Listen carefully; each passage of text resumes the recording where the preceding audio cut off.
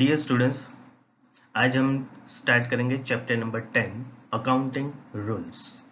उसका आज पहला लेक्चर है, दैट्स वाई नाम दिया है पार्ट 1। इंट्रोडक्शन। अकाउंटिंग रूल्स क्या है?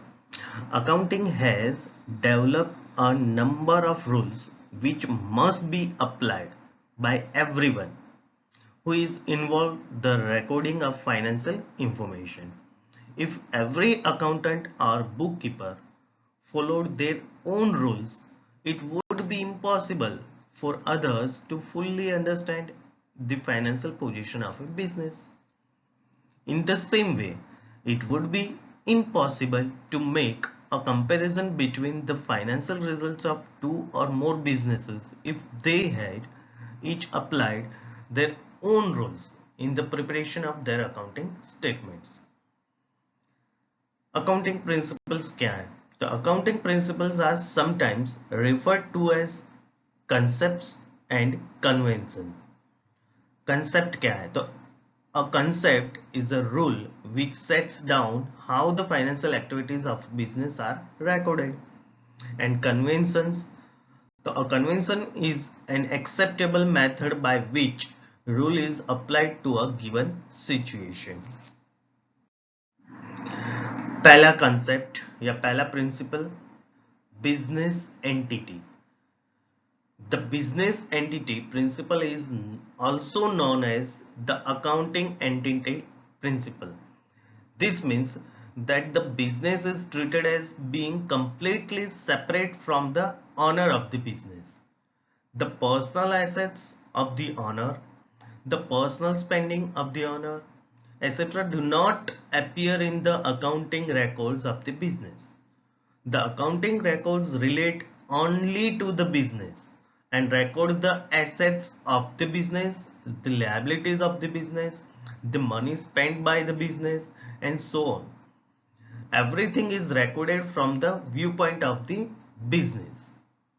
If there is a transaction concerning both the business and owner, then it is recorded in the accounting records of the business. When the owner introduces capital into the business, it is credited to capital account. Capital क्या है? So the funds coming from the owner. The capital account shows a credit balance which representing the amount owed by the business to the owner. उसका opposite up, when the owner makes drawings from the business, it is debited to drawings account to show the value going to the owner, which reduces the amount owed by the business to the owner. Now, second rule, second principle, consistency. There are some areas of accounting where a choice of method is available. For example, there are several different ways to calculate the depreciation of a non-current asset. Non current asset की depreciation के लिए आपको दो तीन method तो at least मिलेगी कि straight line method, reducing balance method या written down value method, right, depreciation fund method. So उसमें से कौन सी कोई एक मेथड आप अप्लाइड कर रहे हो तो वो मेथड आपको each and every year applied करनी चाहिए, बार बार चेंज नहीं करना चाहिए. वही चीज यहाँ पे कंसिस्टेंसी में मेंशन करता है. Where a choice of method is available, the one with the most realistic outcome should be selected.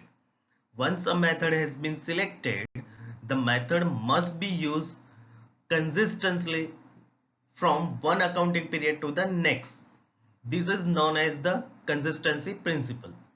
If this is not done, a comparison of the financial results from year to year is impossible and the profit of a particular year can be destroyed. Third point, there may be good reason why it is necessary to change a method or valuation. In such a situation, the change may be made, but the effect of this should be noted in the financial statement. Third third rule या concept कि going concern principle. The accounting records of a business are always maintained on the basis of assumed continuity. This means that it is assumed that the business will continue to operate for an indefinite period of time, and that there is no intention to close down the business or reduce the size of the business by any significant amount. This is the going concern principle. This continuity means that the non-current assets shown in the statement of financial position will appear at their book value, which is the original cost less depreciation.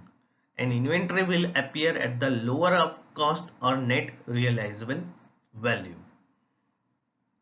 If it is expected that the business will cease to operate in the near future, the asset value in the statement of financial position will be adjusted. Assets will be shown at their expected sale value, which are more meaningful than their book value in this situation. Next one, दो concept एक साथ या दो principle इसमें एक साथ लेंगे. First one historic cost principle and दूसरा duality principle. First one historic cost principle में the historic cost principle requires that all assets and expenses are initially recorded in the ledger accounts at their actual cost. It is closely linked to the money measurement principle. ये हम बाद में learn करने वाले हैं. Cost is a non-fact and can be verified. Second point, applying this principle makes it difficult to make comparison about transactions occurring at the different times because of the effect of inflation. Sometimes it is necessary to adopt more prudent approach to ensure that the non-current assets are shown at a more realistic value, so the cost price is reduced by depreciation. And second one, duality principle. ये direct indirect हम लोगों ने learn किया हुआ है chapter number 2 में, फिर भी रिपीट कर लेते हैं.